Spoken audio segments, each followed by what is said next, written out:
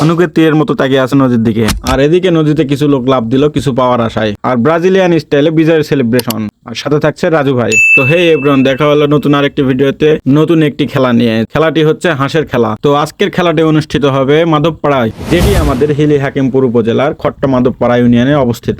আর এখানে পৌঁছার পরে দেখে হাজারো দর্শনার্থীর ভিড়, আর তার সাথে নবাবগঞ্জ উপজেলার কন্টেন্ট ক্রিয়েটর রাজু ভাইয়ের সঙ্গে দেখা। আর এখানকার হাজারো দর্শনার্থী তাকিয়ে আছে নদীর দিকে, কারণ এখানে কিছুক্ষণের মধ্যে অনুষ্ঠিত হবে বিখ্যাত হাঁস ধরার খেলা।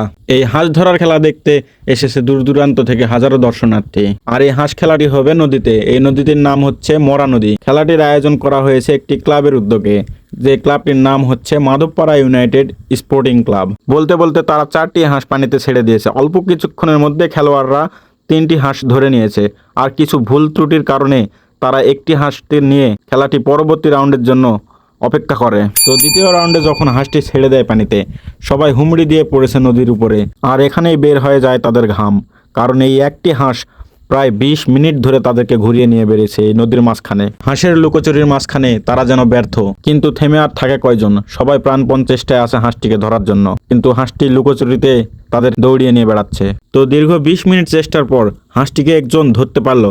আর ধরার পরে তার যা আনন্দ যেন ব্রাজিলিয়ান স্টাইলে ছড়িয়ে গেছে। সে আনন্দে ব্রাজিলিয়ান স্টাইলে সেলিব্রেশনটা করলো, সত্যি অসাধারণ। আর এই হাঁস খেলা দেখার জন্য হয়েছে এখানে হাজারো দর্শনার্থীর ভিড়।